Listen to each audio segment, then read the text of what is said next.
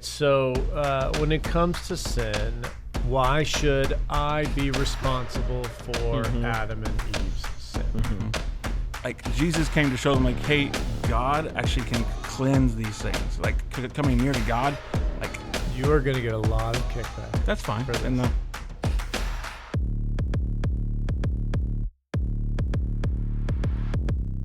What's up, y'all? Welcome back to the Patros Podcast, where we are embracing healthy masculinity, and we are just going through this series called Theology for Regular Dudes. Theology for regular dudes. This is a ministry of Man Up. My name is Allan Pereira, Jeff Ford, our CEO, Hey. and our resident theologian is back with us today, back again.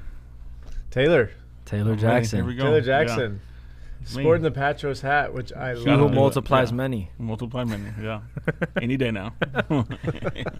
He's got a baby on the way. Oh, yeah. Why don't you tell us about your multiplication habits?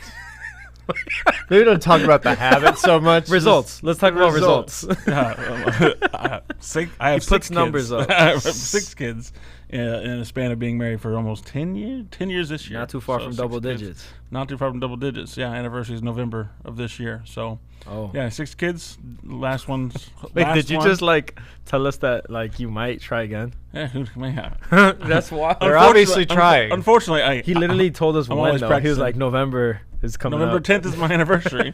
So, I mean. So you're going to try on that night. What do you do? What do you do on your anniversary? We have fun. No, but yeah, so 6 kids in 10 years. Yeah, been always wanted a big family. I'm from a big family. Wife from a big family. I take the, How big is your family? I have 6. I'm the oldest of 6, 4 biological, 2 half brothers. So yeah, and then, but I mean, so it's considerably big, but not as big as other people I know. Not as big as yours and not as big that as you're mine, producing. That I'm You're producing. putting- Yeah, Dang, so you're putting up better numbers. putting up numbers. Yeah. Like your statistics are better than your dad's. Yeah, probably in a lot of different ways because my dad was, Yeah. yeah.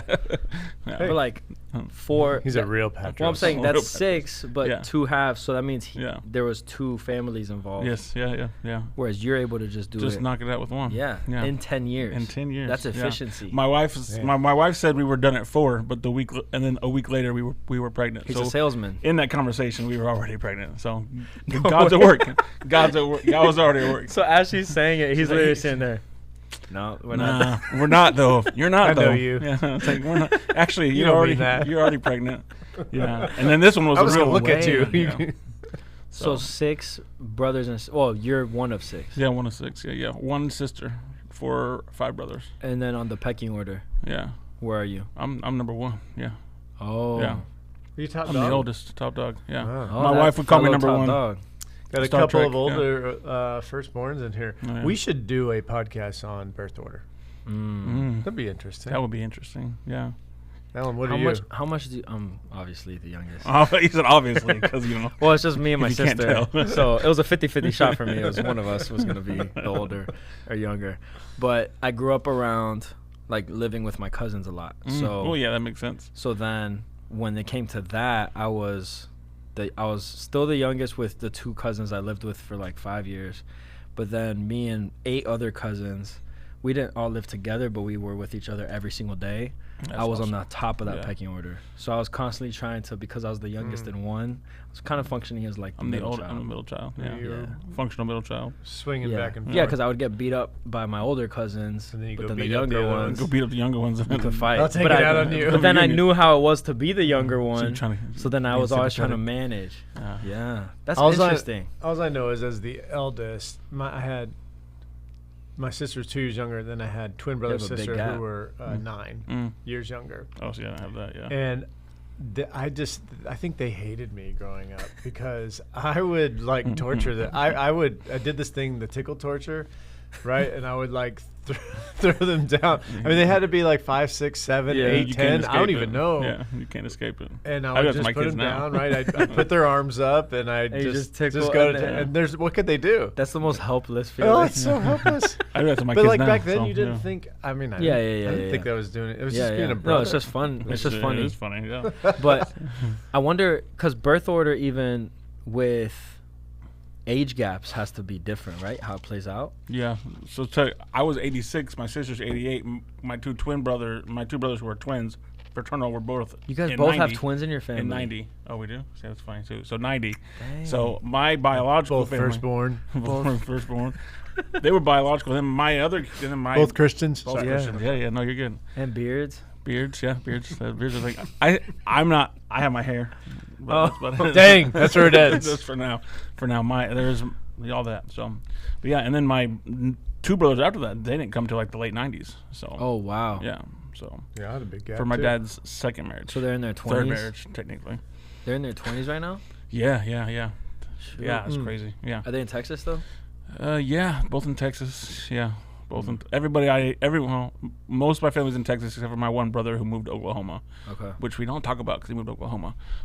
So. Yeah, that's like sacrilege. Yeah, but apparently it was a job thing, so we had to do what he had to do. But Actually, Oklahoma I saw love is Oklahoma. requiring, or it's on the ballot for kids to memorize or learn the Ten Commandments. Yeah. No Yeah, it's a way. big deal. Yeah, big deal. I didn't see that. Oklahoma's doing a lot of post-millennial-esque type things in their government type stuff, trying Well, to I think overcome you're the culture seeing- and stuff like that. You're There's seeing a lot of that. kickback Oh, yeah. against the nonsense. Oh, you yeah. know? Like even you must be watching Bill Maher or something on the Man Up YouTube. Gotta be because- you. No, No. because I'm logging off of Man Making Up when I sure. watch YouTube, so I don't mess your algorithm up. Shoot. Well, like now, Who's now I'm watching watching Bill it. Maher? I So was the starting- algorithm is me. So I'm watching Because I was starting to see my stuff infiltrate Man Up's. Like I was seeing like Dr. James Tour on Man Up's thing, and I'm like putting a scientist into your algorithm. Oh no, We'll take it. I knew exactly where I was getting all the like creation, evolution, and everything. But then I thought Bill Maher was you because I'm not like a Bill Maher guy. No. But he started showing up, so I started watching the You still shorts. watch Now Bill Maher. No, all I get Alright, is so Bill now Maher. I'm the algorithm. But like he's fighting back against a lot of the. He's like, man, I haven't changed. Like she's Yeah, like, I'm yeah. still where I have always been. Mm-hmm. Just how people are like, this is not common sense kind of stuff. And then even with Trump, and I Oh, this is the Bill Maher guy. caveat, yeah. Oh. And he's an Yeah, atheist, he had a good one. and Yeah, I've seen him talk against like. yeah. So maybe I did add to that. Yeah, but he's actually in recent years he's much more reasonable, at least on some of these shorts. Now these are Yeah. Christian guys putting out these Putting out shorts, shorts. going, look, Bill Yeah, Maher yeah. is kind of like We're gonna pick out this few seconds of his hour and a half interview. They probably- correct. yeah. But at the same time, people are not dumb. They realize it doesn't make sense. Like in the name of diversity, you don't. If you like talk about affirmative action or something like that, right? Like it doesn't make any sense if you really believe in equality. That you would elevate someone else on the basis of any of those things that they're mad about you discriminating Yeah. against. Yeah. It's just, we Well, get that even intellectually. Even speaking to you as CEO for Man Up, you and Stephanie, CEO, COO, we have a diverse, group of employees. Mm-hmm. But you didn't hire people, just on that alone. You hire people because you believe that they're the best, they're valuable employees, they're good at what they do, and you believe in them. Yeah. And people don't want to be hired because I'm a token. Like, oh, I'm your token person. People want to be hired because I know that I'm good. Or God's gifted me. Yeah. And I think that there's something to be said about, if you want your organization, your workplace, your team, whatever it is, to be representative of the kingdom, then you should make it representative. Like there should be some reflection. We know that every tongue, tribe, and nation are going to be represented. Yeah. But we live in America where, and it depends on where you live, obviously, but like in our community, it's about 65% white. And it's equally split between Latino and African American at like 15%. And then smaller portion of Asian. right? Yeah. So I would think that most organizations would be representative of that. And then if you have a business that's in one of those pockets where it's heavily Latino or heavily African American, You want to engage them and reflect them. Well, but you would anticipate that those businesses have more of that. blacks that are working there. Yeah, you would just anticipate that because you're in that neighborhood, right? Yeah. But for us, we're all over the place, and so it should be representative. So, I don't think there's necessarily anything wrong with kind of looking for that. At the same There's time, value. I'm sure not going to hire somebody just because of their gender or their race. Yeah. That doesn't make any sense to me. Yeah. I'm going to hire somebody because they're an image bearer. Yeah. And if we continue to promulgate this idea that, we have to give somebody a leg up then actually Might be hurting it's them. demeaning. It is Yeah. demeaning, I think. Yeah. I think. I mean, I've talked to enough. feels like it. And, Yeah, you know, I've talked to you're enough hearing people about that it. are, of that race or of that ethnicity that is not white, where they would say, yeah, like, Don't hire me because I'm black. don't hire me because I'm black. Hire me because I'm We good. should do a podcast on this sometime. This would be a good. It sounds like we're about to. Yeah. Well, because I remember. They're so like, I remember thought like this was about sin. this Haven't will even got there yet. this will Clickbait. tell you how I'm Sinful not behavior. as young as you guys sometimes think, but I remember waking up at like 2 a.m. to like George Lopez on the couch, and you hear like, oh my, and then they're like floating. You fell asleep on the couch. But there's an episode on that where he gets hired and they put him in like a good position, but they all say like everyone's telling him like, well, it's because you're Mexican, and then he's like hurt about it, Yeah. you know. So I'd love to like do like bring. You want to bring George Lopez on? Hey, Yeah, let's bring George Lopez. George, if you're out there. I know you're listening. Well, listen, we're gonna hop Yes. into. I don't know how much time we just wasted there, but About 8 minutes. okay. Oh, it's not bad. Well, they probably fast forwarded. They skipped that. So anyway, fast forward, is that a thing? You don't Yeah. say that. That really? No, you could skip Skip. ahead. It's probably skip skip. ahead. Fast Yeah. forward feels very like Double tap, VHS. but they double just tap. rewinder. VHS. Yeah. They just double tap. I fast forward because I'm a Um, millennial. So today we're talking about sin and the theology for regular dudes. If you just kind of stumbled on the Patros Podcast is for those who are looking to be biblical men who want to pass on what God has told us to the next generation, so that we don't lose that which is foundational to human flourishing. And we believe that the scriptures hold that. And so we're going through a series right now called Theology for Regular Dudes. And yes, we have used some big words. I don't understand them. Taylor does, so that's why he's here to help us understand them. And but honestly, we want to connect it to our real lives and then be able to share this. And I would say not just with our wives and our kids as God leads and as we're the the guys in charge of our homes, but also in our businesses. And I mean, if you're not talking about Jesus in the workplace, I would say that's okay, but you should be working towards that. I mean, Jesus is everything. There's no reason you shouldn't talk about Jesus in the workplace. Yeah. If we're all about diversity and inclusion, then you have to be inclusive of my Jesus. You have to. It's just logic. And so we need to get bold in that, and we want to be able to pass that on to those who God places in our sphere. So when it comes to sin, I think sin, well, let's throw it to you guys. When you hear the word sin, you guys have a certain, impression, but what, in your opinion, does the culture hear when they hear sin? We talk about the world because the Bible says that there's spiritual thinking and there's worldly thinking. Yeah. What does the world think about sin? Something that makes me like, if I'm in the world and I hear someone tell me that like, oh, I did a sin, that it makes me worthless. It makes me dirty, too dirty for like God. But not in a way that like, oh, this is actually unholy, but more like the holier than thou people look less of me and think, so it devalues my value as an image bearer. That's what I think people interpret sin as when you say you're living in sin or that's a sin that you committed. So it obviously it's negative, but do they still believe in it? I think they believe that things are sins. I think the way that they value what is a sin changes, right? So like if you were to tell them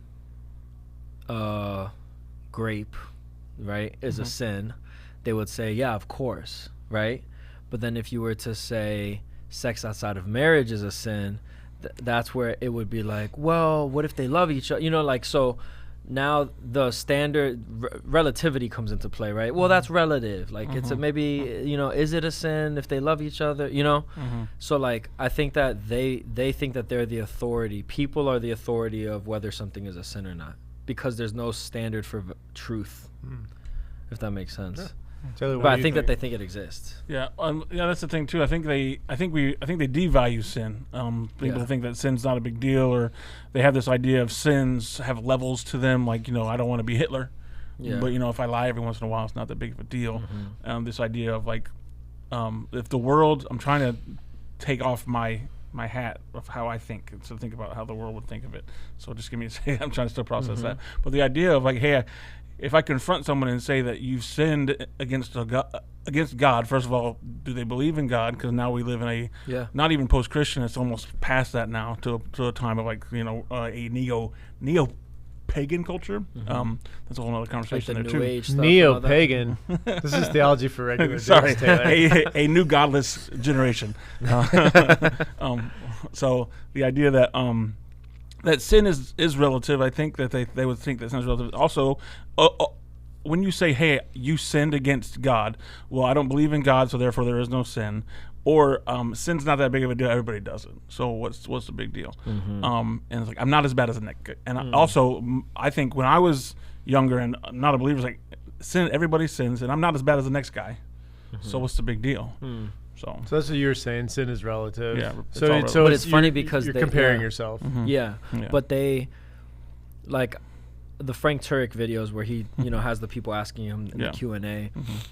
Everybody does believe in sin because they have a problem that if God exists, why does he allow evil to happen? And I don't want to worship a God. And then Frank Turek always asks, right, like, well, if I could prove to you that he was real, would you worship him? And some of them will say no, because I would never Almost worship all a of God. them say no. Yeah, because of the evil that he allows. So you do believe that evil exists, therefore you believe sin exists. Yeah, sin is. It's a. I find an increasingly out of touch word. Like the vocabulary of the culture is it's not trying specific to. enough. Yeah, they're trying to just get it out of the nomenclature, right? Like they don't want it to be a part of everyday parlance, because if it is, then we're acknowledging it exists. What's parlance? Like vocabulary. It's a theology for the dudes. I'm learning. This is theology for non-English. No, that was just English. That wasn't theology. That was just English. Wait, so parlance, that's just... Yeah, like the vernacular, the vocabulary, the way that people speak. So I have I'm gonna jump into a couple of numbers here just to kind of like, let's see if you guys are right or not in terms of what people think. Well, this one is, so this was this was done by the Cultural Research Center at Arizona Christian University, and it was in 2020. It was one of the most recent ones I could find, but really talking about salvation and sin. And so the research showed that only slightly more than half of U.S. adults, so 56%, say they consciously and consistently attempt to avoid sin because they know it offends God. So a little more than 1 in 2 would say, essentially, I'm trying to avoid this thing. They must believe it's real. Yeah. Why would you avoid it? Something that's not real, right? Yeah. So roughly half of the population, a little more than half, would say, yeah, sin is maybe a real thing.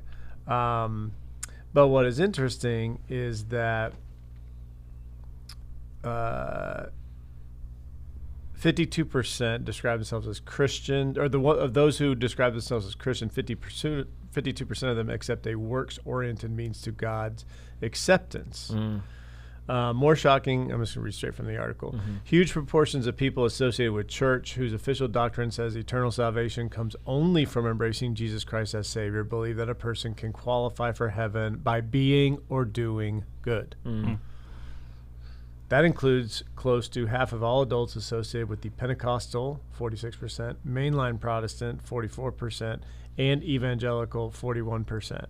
A much larger share of Catholics embrace that point of view. 70% of Catholics believe that by being or doing good that you can face heaven. You qualify for heaven. So, ultimately, what you view about sin is going to have a tremendous view about how you get to heaven. But they talk about God's acceptance here, and I think that that's an interesting way to frame it up too. Is that is the goal of avoiding sin to get to heaven, or is there a different goal? I think the problem is too, like, that's the taught thing that the church has done poorly, I think, is understanding that the gospel is just like a gateway or a gatekeeper into heaven, and that's just like perfect, nice place to go after you die, as opposed to hell. And because I think the gospel has been portrayed that way, we lose the weight of sin, and we misunderstand that eternity is not really a place; it's a person, right? So I think that's a big deal too. Like heaven is a real. It's going to be a real place. It's a real thing. New heavens and new earth, all new things. But ultimately, the gospel is not a thing to be heard and understood just so you can get to a place.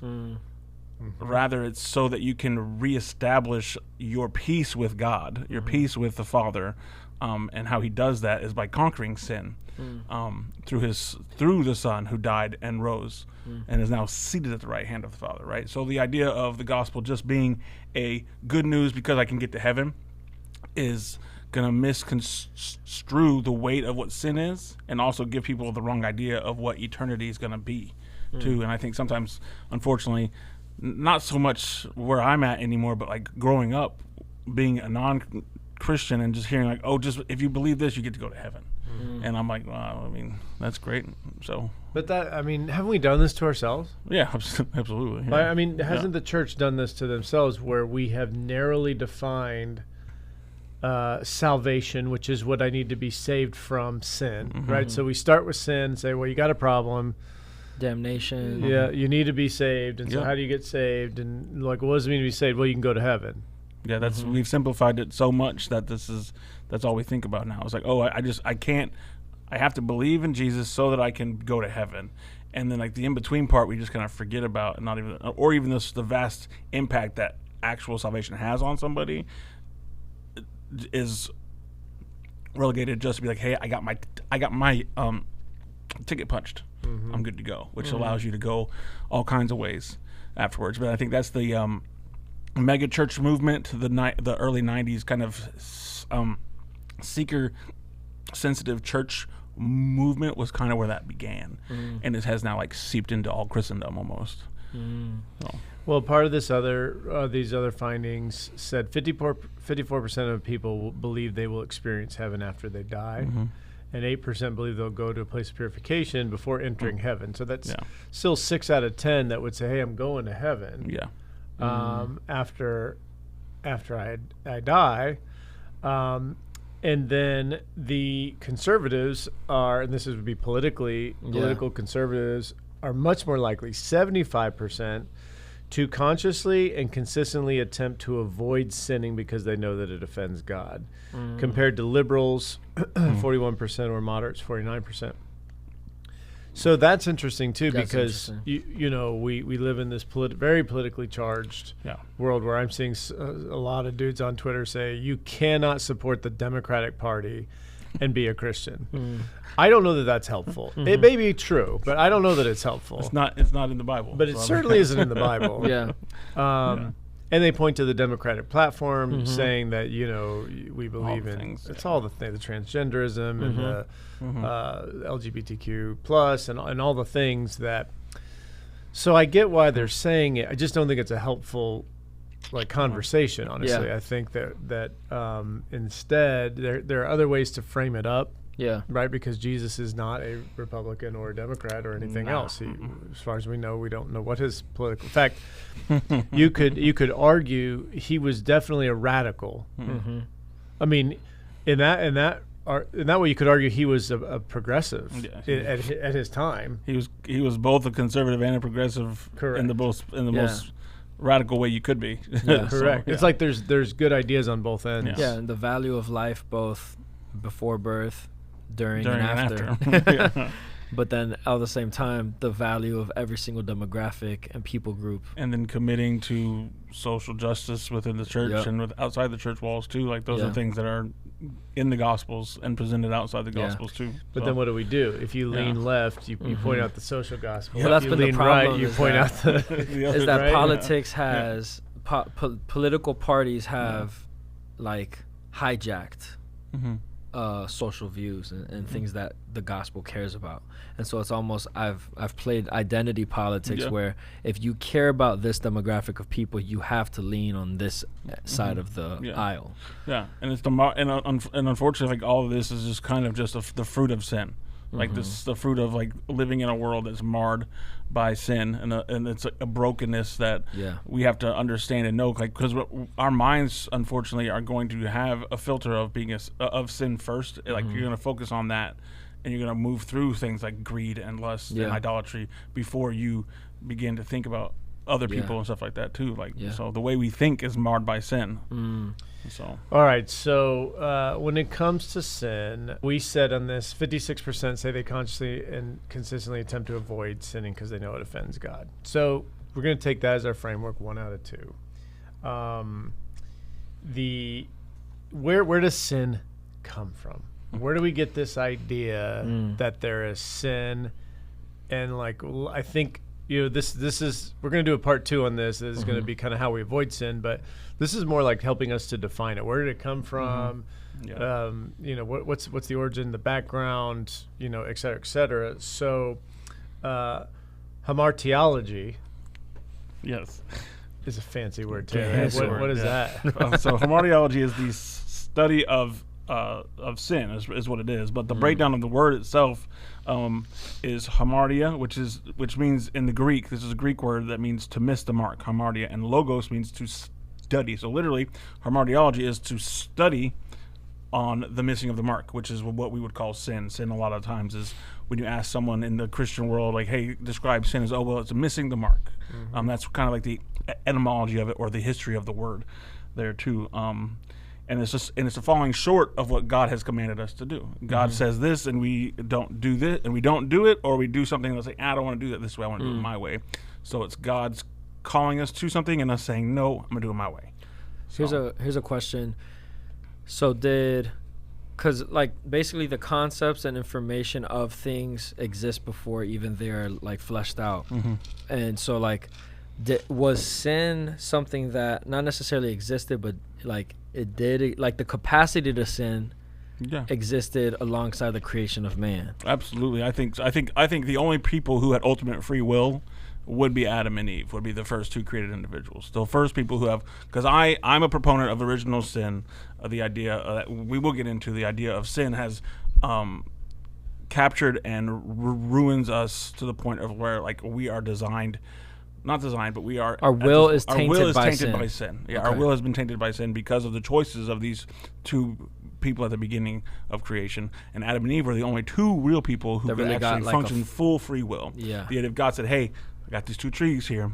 Don't touch this one, and just touch it, and it will be good if you just do this one. And they actually had the ultimate choice to do such things without being marred by it. So, but the idea of like the concept of sin was definitely there. Okay, we'll come back to Adam and Eve because that is interesting. Yeah. What is sin, though? What is sin? Like, what is sin? What does it mean to sin? Okay, well, for me, how I would define what sin is to simply just to not do what God has called you to do, what God has said to do, or even doing something that you know is wrong when you know what the right thing is to do. So the idea of sinning is just taking what God said is right and doing the opposite, or taking what God said is right and doing what you just ultimately is against what He said. So could you say that it is essentially is sin to be disobedient? Disobedience is a good word for it. Is that a good word for it? I would say, yeah, that's a good word for it, yeah. Now, what's interesting is that, because I looked at this, Jesus never defined sin. In the Gospels, He never said anything about it yet. He doesn't define what sin is. No, He just says sin no more. He assumes that sin exists. Yeah. Because He talks about it. But He never actually tells us what is sin and what is not a sin. He'll say to the woman caught in adultery, go sin no more. He'll say, to the guy He healed, don't sin anymore. Something worse is going to happen to you. Yeah. Like He gives the command to not sin, but He actually never says what sin is. So there's got to be like this assumption of what sin is. Yeah, I can propose this also though too. Okay. Like in the first century Jewish culture where He was present, I totally didn't think about this before for some reason, but like God in His Word has laid out what sin is, perfect, like in words that we could read and talk about and things like that. Like when you look at Deuteronomy, Leviticus, and books that people don't read, and Numbers, like it lays out, hey, this is sin. This is how we atone for sin. This is what we do when these things happen. So when you look at the Ten Commandments, that's like God saying, hey, here's your framework of sin, of what sin is. Now, really interesting though, like there's nuance even in the Ten Commandments too. Like they're like, hey, these are the Ten Commandments, but then there's also like, well, what about this? And like it always kind of falls back on one of those Ten Commandments. Like your sin always is going to fall back on that. So it's being disobedient to what God has said in His Word, that is His law. So I think it truly is disobedience to the law of God that He's put out through His authorship of Moses, through Moses. But ultimately too, like you were saying too, like Jesus never defines it, because I think he just assumed. He didn't assume anything, he knew. But like he like, I'm working with you guys and y'all know what I'm talking about. Like everybody here knows what I'm talking about. And you guys assume that this guy's blind because he sinned, or his grandfather sinned, or his father sinned. Jesus hung out with sinners. Jesus hung out with people who sinned. So like they would have also assumed, at least the religious leaders at Jesus' time, that you wouldn't hang out with someone who was sinful. That would be an assumption to make, right? Yeah. So part of it is like they did know, but then clearly they didn't know.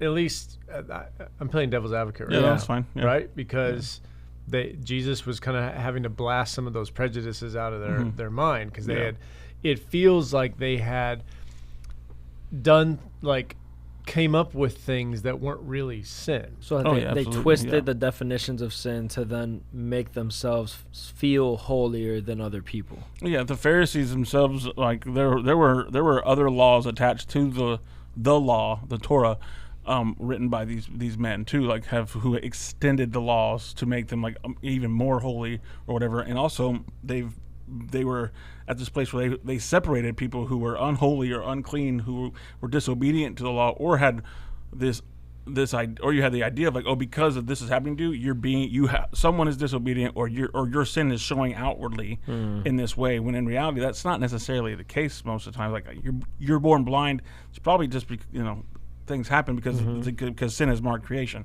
but like you're not born blind because your father sinned or your grandfather sinned. There are people who probably believe that that's true. I would disagree, so I'm going to air out my own opinion here. Yeah. but nonetheless, like Jesus came to show them, like, hey, God actually can cleanse these things. Like coming near to God, like, opens the opportunity for obedience, like gives you the opportunity to be obedient, and also cleanses you of what you think is an unholiness that leads you to a place where you can't even be a part of the culture.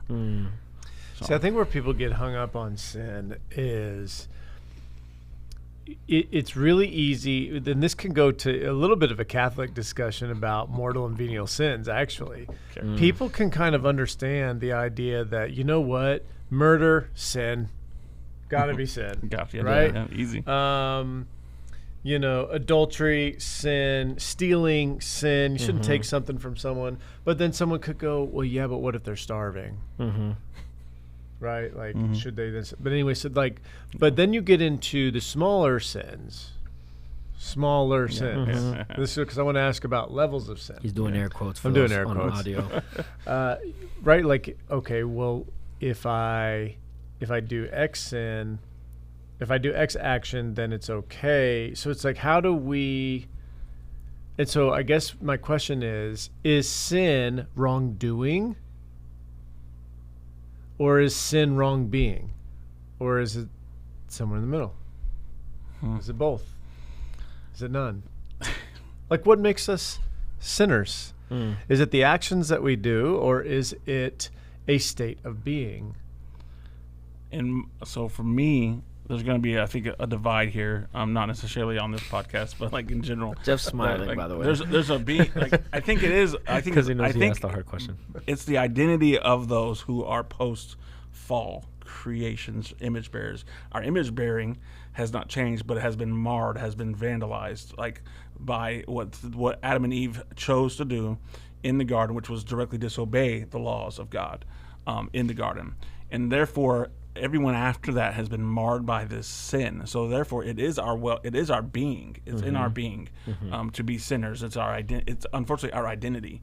Our will has been marred by this so much so that our will will always be against what God has for us. Even the good that we do. You are going to get a lot of kickback. That's fine, for this. and hopefully it gives us more viewers too. But the idea is that that's just how it is. Even your good is stained by the sin of Adam and Eve, and that unfortunately, and it's hard to understand that. But even if you think, oh, I'm doing a good thing, it's but ultimately underneath that is a motive that is actually just selfish. That you want to do it because it feels good to do good things, and we all would agree. It feels good to give a homeless guy a hot dog or a hamburger or a fruit snack you have in the car that's been in there for months on end. Who knows? But the same idea. That sounded personal.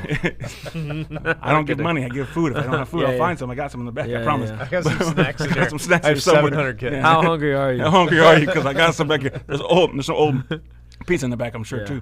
But the idea, and that's me. That's kind of my perspective. Yeah. I think it's a biblical one. I think it's a right one. But at the same time, so it's our being, and it's also just that's why we need Jesus. That's why we need this divine intervention. If we aren't, if it's just it's just what we do because whatever reason you have, do you really need actions, Jesus? All right. Yeah. Now, let me ask you though, what if you could not sin? Isn't that what we're supposed to do? Not sin?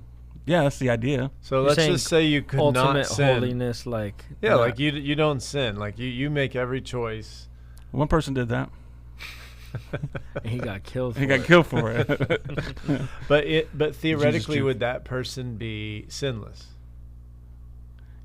Oh, you're saying indwelling sin? What I'm trying to get at is what makes sin? What makes a person a sinner? Is it the things that they do? You're saying that they do things, but that ultimately it's not that it's this indwelling. Yeah. That we are, and so you are calling that original sin. Yes, that's what I would call it. Yeah, original sin. I'm saying you. I believe. What do you think? I'm with Taylor. Just with me. I'm he's gonna argue with me, but the other side of it. That's why I'm trying to play the devil's advocate a little bit. The other side of it would say, well, hold on. Why should I be responsible for Adam and Eve's sin? How is that fair? And from a very logical standpoint, that makes sense to me. From an individualistic standpoint. But even the scriptures say, you're not to hold someone responsible for their parents' sin. It's not their sin that causes them to be a sinner. It's your sin. Then we're all held responsible for Adam and Eve's sin. But yet I'm held responsible for Adam and Eve's sin, even though I'm not responsible for my parents' sin. So that's confusing. That seems contradictory. I'm trying to play devil's advocate here because I think people struggle with this idea that God would hold us responsible for inherited sin. And actually, the one who, this is in doing research for this podcast, this was really interesting because I wasn't aware of this, is that St. Augustine, so Bishop of Hippo, right? What is that, modern day Liberia or it's in Africa, Libya or something? Anyway, Northern Africa. I know he's African. That's he kind of got the idea of original sin. He's going to put it on the map, as it were. Yeah. And his idea was that it was transmitted through sex. Yeah. Through sexual intercourse. I did not know this. Yeah. And there is part of me, as I was thinking through this, that makes a lot of sense. But by the seed of man. That's what he would say. The seed of man is what transmits the sin. Well, and when you think about your body, Okay, now I'm going to blow some people's minds. Algeria. Right? Algeria is right. This is a conversation. Yeah, go ahead. Because in Romans 7, it says that when I, as a believer, do the thing I don't want to do, which is sin, it says, Paul writes, it is no longer I who does it, but it is sin living in me. Now,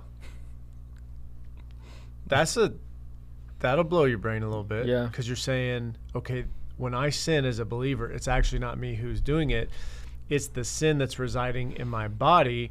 Well, then that would make sense from the sexual union of a man and a woman producing another, entity, that I'm literally passing down my genetic code, which carries with it the Sin. marred nature of sin in the DNA. Mm-hmm. Kind of makes sense, but I mean, No, I'm not gonna argue. I love Augustine, and I've already read. I know this, and I didn't think it was gonna come for this podcast. But yeah, it's a whole thing. But the problem I had with it is that he also viewed it. His take was that sex ultimately was bad. Yeah, This is where I had to disagree with him. But that's where he took which it. is wrong. Yeah, because he was saying there's no way in your sinful state that you could have Holy sex. holy sex. Like he would say that the intercourse, like that whole thing will bring about lust, and there would be no way in your fallen state. Sounds like he was projecting. Maybe he was. Well, also Augustine, before he was a Christian, he was a wild wild man. Was a wild dude. He's probably So like, he was projecting his probably. own struggles onto other people. Yeah, and I mean, He didn't know fair what enough on projecting himself. was Yeah, back then. Yeah, I mean, he probably Maybe did. Those he guys did. are a lot smarter than us, I think. Yeah. Plato, Socrates, and all those guys. Yeah. Yeah. Anyway, But so I'm just thinking about it, like when people come up with that objection, that's not fair. So what we're saying is, well, let's go back to the idea of original sin, because really there's it's like, where did sin come from in the first place? And really, as I see it, there's two kind of versions. One is that Adam and Eve brought evil into the world by disobeying God, right? So we talk about, well, if sin is, what is sin? If it's disobedience against God. Now, even though they didn't have, now we're left with limited instructions, yeah. because the law, what we would say is God's instructions. Jesus, when we said earlier, oh, well, he assumed that I know he doesn't assume anything because he's God. When he assumed that everybody, definition of assume. yeah, different definition of assume. When in his culture you talked about sin, people knew what the sin was because they knew it was the law. It was tied to the Mosaic law. But the Mosaic law didn't exist for Adam and Eve. No. So somehow, how did they know what? First of all, this is a question. How do they know what was right and wrong? How do they know what was good and evil? Well, God told him. Because God said, don't do this. I think specifically in that moment, like the only thing God told him not to do was eat of the knowledge of good and evil. Which goes to the tie of sin is Yeah. to not obey. Not obey. And also think about the name of the tree. The name of the tree, knowledge of good and evil. Like all you know is what God is telling you right now. But if you go and eat of this fruit of this tree, you're going to open up your eyes and your mind to good and evil, which God knows. But you only know what God's telling you or God's feeding you. And God is a good God. Yeah. We have to come at this from understanding that God is not evil. He's not perpetuating some master evil plan, but he's a good God who created us so that we could live in communion with him, right? And this idea, like, to bring glory to him, and like this idea of like, so he's good. So everything he's giving Adam and Eve are good, and even this idea of choice, like knowledge, the tree of life is yours. You can live forever in this tree of life, but don't eat the knowledge. But don't eat. And the weird question is, why put the tree in there in the first place? But unfortunately, I don't know. I'm not even going to try to get there. But the idea, like, it was there, and he's like, and some people say, well, that's ultimate love, is giving people choice, right? And therefore, that's the argument, is that argument. he had to have the capacity to sin for you to have the capacity to love. Yeah, You exactly. need that. And then that's a whole rabbit trail on its own right. And even then, it's like this idea of, when we talk about and in the next part, battling sin is knowing what God said, right? Knowing what he said. Because if we get into it, in Genesis 3, if she knew what he said, most likely these things might not have happened the way that they were going to say happen. I don't know where we were at, but So that's kind of where I'm at. but that's interesting because that's it, like, as you're speaking, what I'm looking at is there is a inseparable connection between the idea of sin, right? So then the thought process of it, right? Yeah. So I have been given the information on what to do or not to do, but that has been actualized in my action, and so there are sins that Jesus talks about, right? Not to lust after a woman in your own heart, because that's the same thing as adultery. But then adultery itself would be sin. So there's ideological sin, where like I am actually doing the action in my brain, or I'm doing a sin, but that regardless of it, there's like like it's not one or the other, it's both. Right? You're saying that both of those are sin? To lust is to sin, right? But to think someone is beautiful isn't a sin. right? And so and Jesus is the one that makes that clear to us, where it's like, hey, it's not just that you can't do things, you actually can't think wrongly either. You can have a intrusive thought, but that's not you working the thought out, is what I think is the difference. So you're saying that the sin is not, like, I can it's not necessarily based on the action. It could be based on the thought. But it's a working thought is what I'm getting at. Is like, and this is a question for both of you. So like, let's say I'm at the gym, and obviously at the gym these days, like, there's all types of attire, right? So let's say somebody comes in, guy or girl come in, everybody's like dressed a certain way, right? I look at a dude, I'm like, oh, big biceps. Look at a girl, oh, but that's not necessarily me. Like, I'm just like, oh, this is a thing, right? Now you take it a step further, a girl walks in and it's like, oh, that's attractive. And then you take it a step further and you're like, what I would like to do with that. I think that's the actionable thought, where like I am actively lusting, versus like, I think people almost think that for me to say, oh, like that's their body, like that's lust. Yeah. But that really lust is for you to work out in your mind an actionable sin. I don't know. Yeah, that's the question I have for you, is like, where does that take it? Because I think this is something guys really do struggle with a lot. Yeah, for sure. I agree 100%. I think that, and this goes to the question of temptation. So, and I think this is a good segue back to Genesis 1 or 3, because the scriptures say, because one of the questions that I would have is, well, if sin entered the world through Adam and Eve, what about Satan? What about Lucifer? Did not sin exist before? Because the scriptures would say that, Satan disobeyed, was in rebellion to God before the creation of the world. He was existent there in the garden, right? So, that would be the other view, would be that sin already existed, and all Satan did was tempt in a way so as Adam and Eve could give it to all humanity, kind of deal.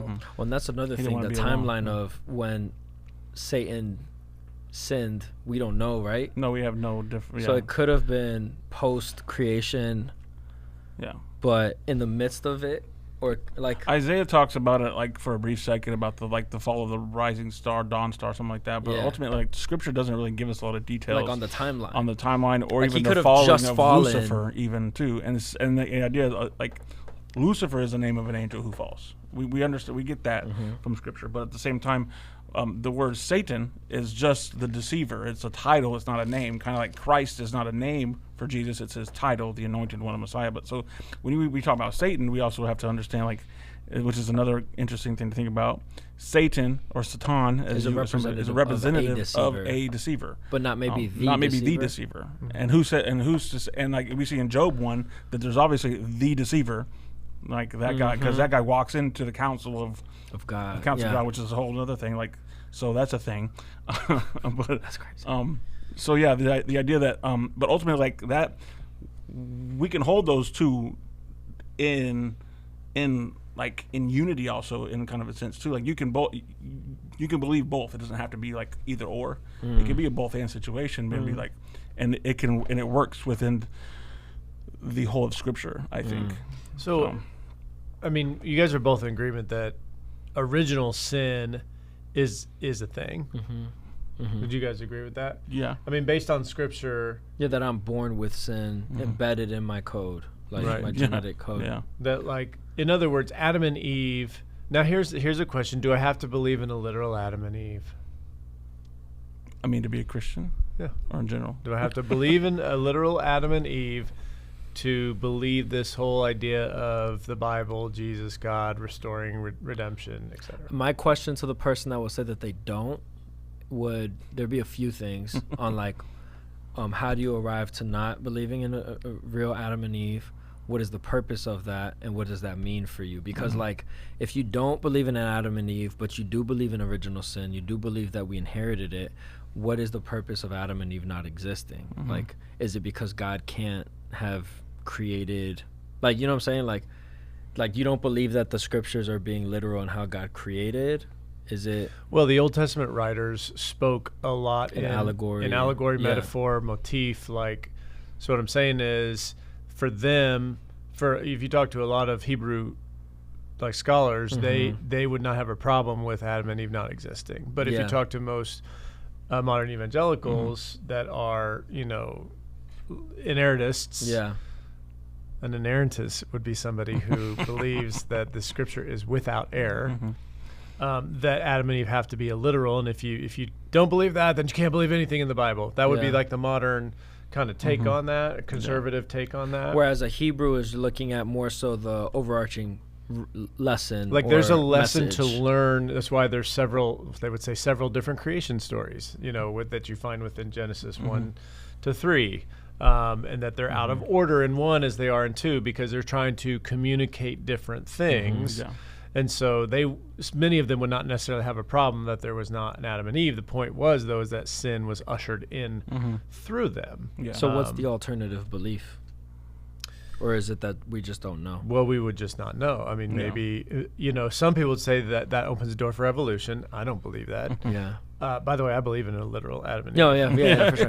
But part of it is like, because the Hebrew scholar is not looking at Jesus or the New Testament of Jesus being the second Adam, right? Because a Christian looks at the New Testament to point back to Adam and how the New Testament constantly is like, we have this because of Adam. Right. And it's funny because if we believe the New Testament is like the fulfillment of the Old, like, and it uses language like the second Adam, it's got to be, like, for me, like, it just tells me there's got to be a first Adam. So it would just bring me back to the whole point, like, which makes sense why Christians land where we land, but maybe a Hebrew scholar doesn't, because maybe they don't attribute that same authority to the New Testament. But I would say I agree with you on that, and I do believe in a literal Adam and Eve. If there's not a literal Adam and Eve, though, it doesn't rock my faith. It doesn't kill. Yeah, it doesn't hurt me at all. For me, it doesn't shake it to the point where. And I grew up in an environment where that is supposed to shake my faith.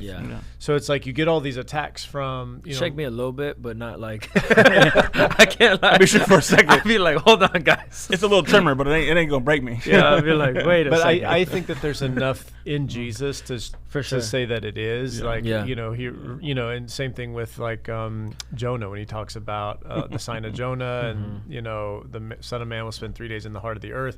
Like there's some literal language there that I'm just like, I'm not sure how else to take that. And even trying to think like a Hebrew would think, like a first century Hebrew would think, still seems to me like it's. Now there may be another mystery. There may be layers to peel back, but there still would be a bit. Like language has meaning. You say, I don't care if you were a first century Hebrew or a modern skeptic. When you use words, you're trying to communicate something, right? So there's something in there. So anyway, I don't know how we got on. If every word was relative, communication wouldn't matter. Nothing would mean anything, and therefore this is all everything pointless. Everything would mean nothing. Everything means nothing, and it means everything at the same time. Philosophy, man. Look at that. We got very philosophical. We just lost everybody. Like, this is where the retention rating goes like this. There we go.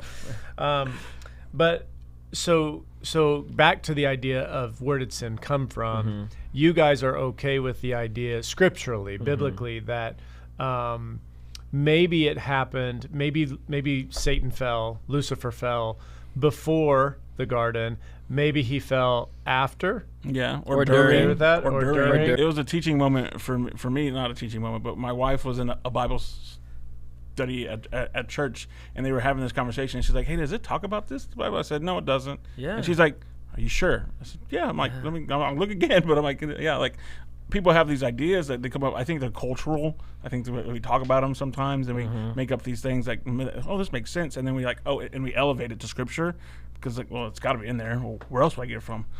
That's dangerous. First of all, it's like, no, it's not in here. So like, make sure you look at it. But like, it's one of those things like we want to talk about it because we think it's in there, but really. Isaiah talks about it for like a minute, and then that was it. Which is and crazy. Job's like for like a minute, and then that was again. God doesn't like he almost omits certain pieces of information that he's just like, this isn't gonna matter. This does, What?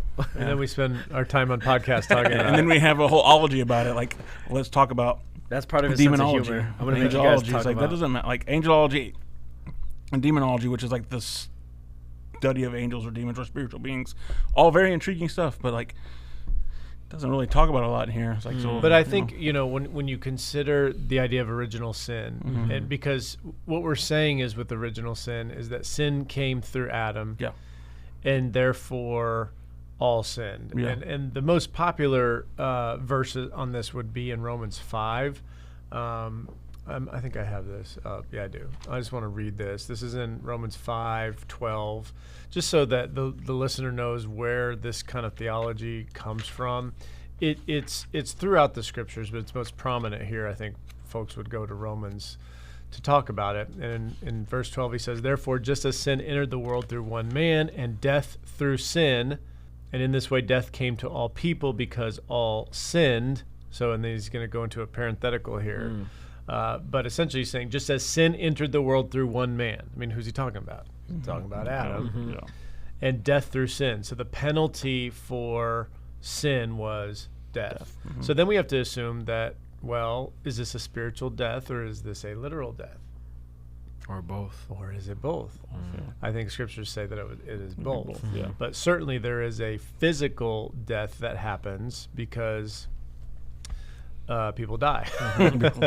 But we death is so normal to us, we just assume that that's how it's always been. But in the beginning, Adam and Eve, if they didn't sin, they would have lived forever, right? So he says in 13, to be sure, sin was in the world before the law was given.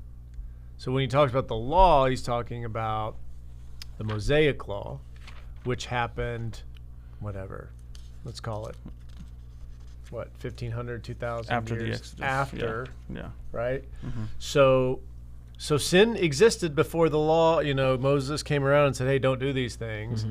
But sin is not charged against anyone's account where there is no law. Well, that's an interesting Where there is no law is very important. Where there is no law. Nevertheless, death reigned from the time of Adam to the time of Moses. So here, to me, is a good proof text of, hey, he's talking about Moses as a literal person. Everybody believes that. He's equating Adam in that same kind of lineage. It seems like, and then there are places where the lineage starts with Adam. It kind of seems like it's a real dude. Even over those who did not sin by breaking a command, as Adam did, who is a pattern of the one to come. So, like you read this, and you get this idea that Adam broke a command. Sin entered the world through this one man who's Adam. Death came to all people because all sinned. And then, of course, there's other scriptures about all sin and fall short of the glory of God, yada, yada. It seems as though it is this, that Adam was, and this is like in theological terms, they call it Adam was our representative. It feels like Adam, we elected Adam in some weird way. He did exactly what the rest of us would have done. The funny part about when people object to this is kind of my comeback to it is, well, you're assuming that you would have done differently. Let's pretend you're in that garden. You would have made sure that we all stayed on the straight and narrow. Like it's like I'm eating that fruit. Right. Yeah. Eve was rebellious just like any second-born would be. Oh. Wow. I'll take it. I'll take it all the way back to the beginning. And the firstborn was a coward, just like so many. It's like, yeah, sure. Yeah, I mean, I guess. I don't want to judge you. We're going to get in trouble together, I guess. You're in trouble. Let me get in trouble. He's like, well, I didn't do it. They gave it to me. But that is the objection often is like, I would have done differently. Hey, why, like, yes, there's the whole thing of why put the option to sin there and all that stuff, the temptation. But then there's the other thing of like God gave me the capacity to do it, and if you created me knowing that regardless I am going to fall and I am going to sin, then why do I have to pay for it? Because you made me to where I'm always going to lean towards sinning. Even pre-sin, original sin, and dwelling sin. But my natural inclination was going to always be to sin then. You know what I'm saying? Yeah. Like, so there's no reality where I wouldn't have eaten the fruit without indwelling sin. And I think that's what people struggle with. Yeah. And to that we say, Well, I mean, deal with it. No, well, it is kind of deal with it. It is what it is. But Like it's a reality that you can't keep. I also think, though, that so I have the predisposition to sin. But they didn't. But, well, they didn't, right? But They did not, but but you're they saying they lean towards it. That was what you were just saying. Well, that's the question is like, was They always there, lean was towards there, it. yeah, like, was there a reality where they wouldn't have, or is, you know what I'm saying? Because when we say that, would you have done anything different? Yeah, that's the whole Yeah. thing. Correct. You're calling it, And God is sovereign. He is in control. And Yeah. you could, so obviously he knew, you could say, well, in his foreknowledge, he knew they were going to do it. Or you could say he caused them to do it. Either way, it happened. Yeah. And I think of it like this, you know, when you think about, was that saying that it is better to have loved and lost than to have never loved at all. Yeah. So the idea was, man, I wouldn't know how great this love was if I hadn't lost it. Once I lost it, that love was magnified in this way. So to me, now it's an apologetic, right, for this topic. But I don't know. I think it's a pretty good. It makes sense to me, right? Yeah. Like if you don't know anything other than freedom, then slavery doesn't really. You don't get it as You don't much. get But it, if yeah. you are a slave to something, Freedom is everything. means Freedom so means a much lot. more. Yeah.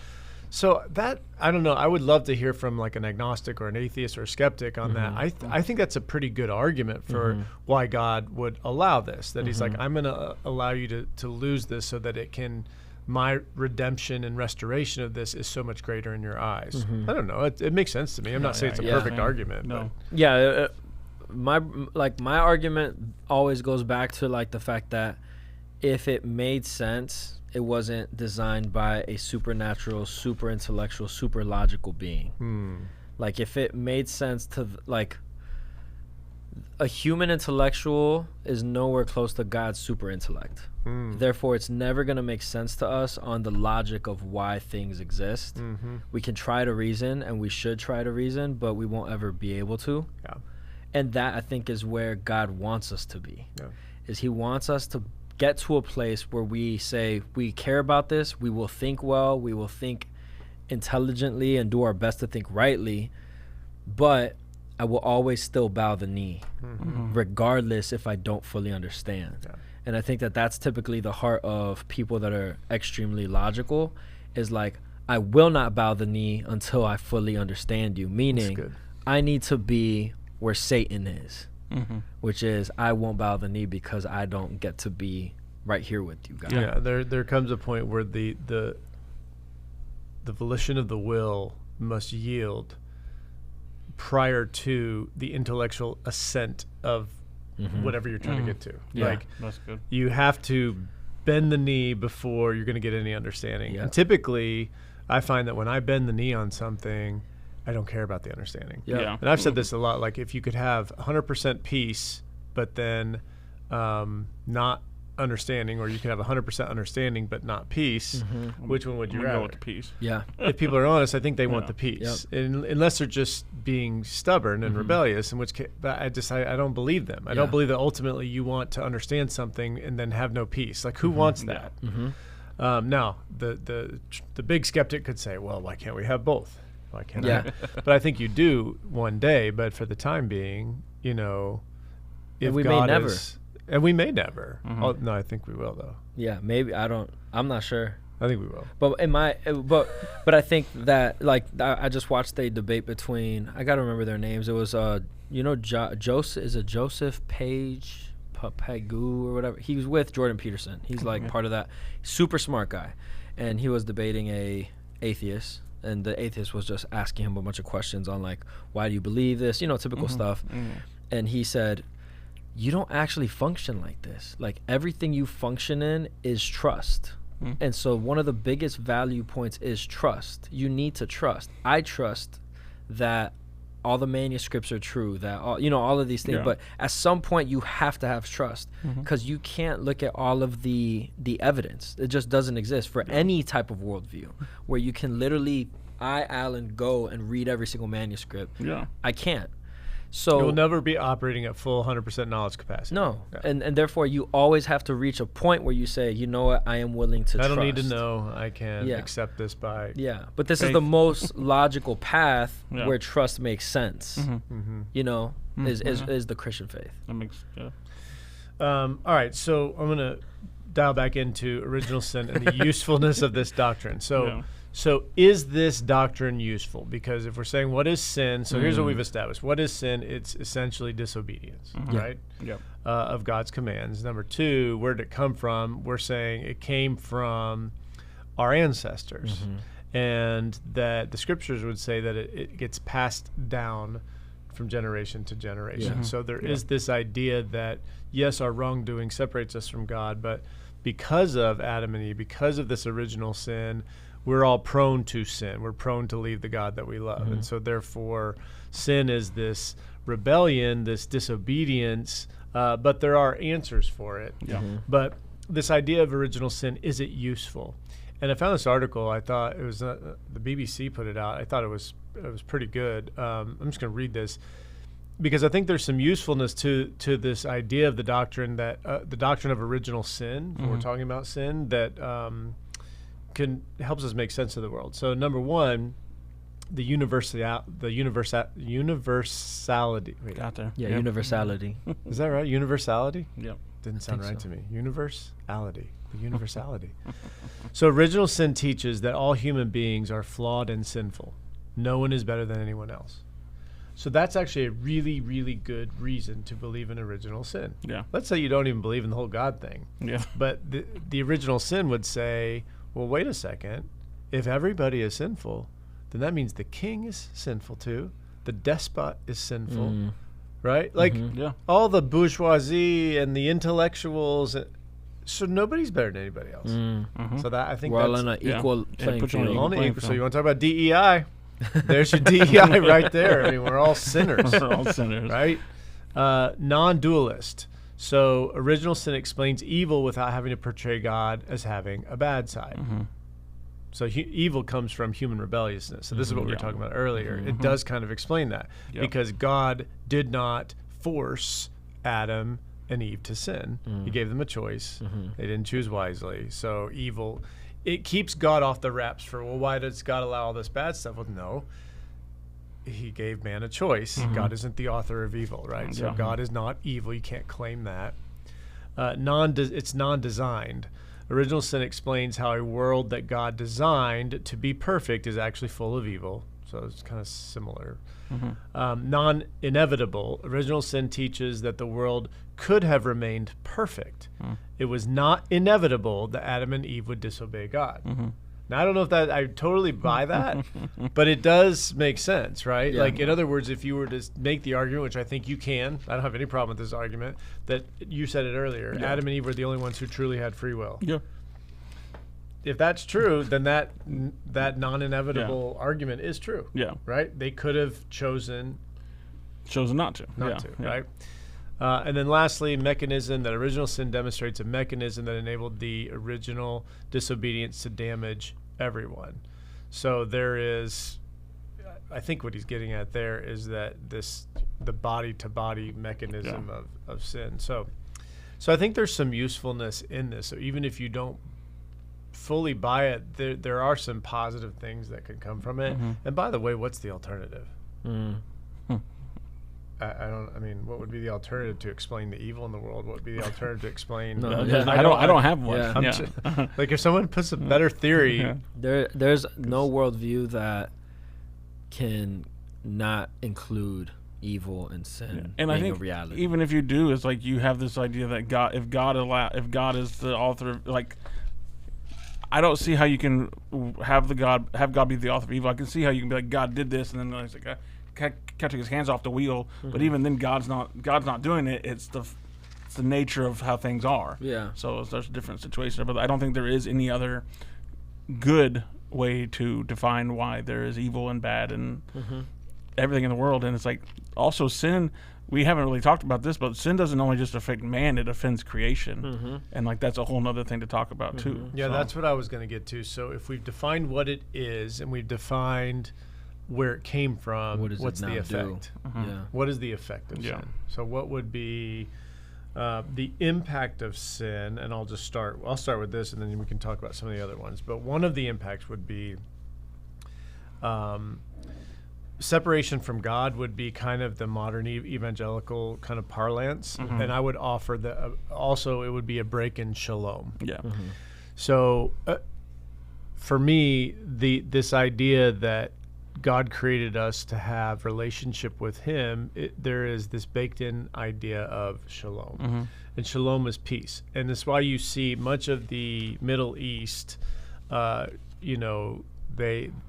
say shalom to each other. That's literally how they're Peace be with you. Peace be with you. Peace be upon you. That's how they are in Amharic. It would be salam or salamish, which is peace. Peace be with you. And so there's this idea of holistic human flourishing happens when we have peace, not only with each other, with God, but with each other, with ourselves and with the rest of creation. This goes back to that when helping hurts kind of idea of like the whole point of human flourishing is to see restoration among the brokenness that we see.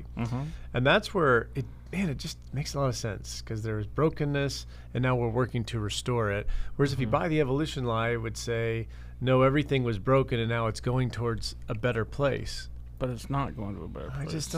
I don't know. DNA's breaking down. Objectively, I don't see that. But anyway, so that would be, the one thing that there would be a break in shalom. That's one of the impacts. And so when we ask, why is there so much evil in the world, we have an answer. And that answer is sin. Sin has caused brokenness in our own relationship with God as image bearers. So then we don't even know how to treat other beings, because we don't know how to relate to God first and foremost. We don't know how to treat ourselves. We don't know how to deal with guilt and shame and all of those things. And so we project or lash out or go into depression or whatever the case is. There's could be a million different ways that you do it.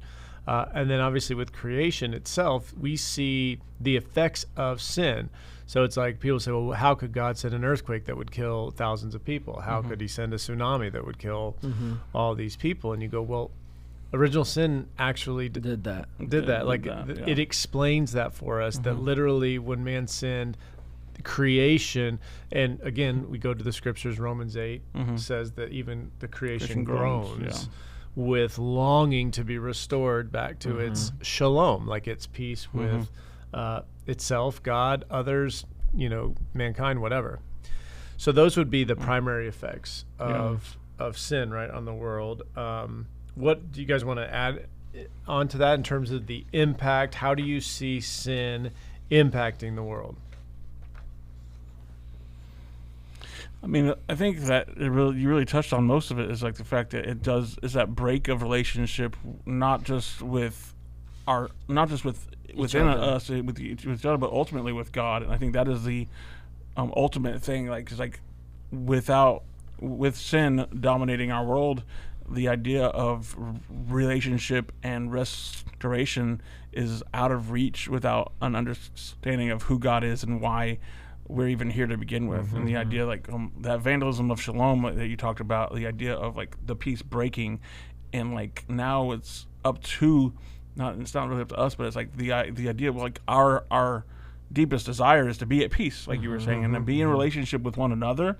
But ultimately, we can't do that until we restore our relationship with God. The only way we can do that is restore it through Christ and his redemption, because we have to have another representative, like Adam.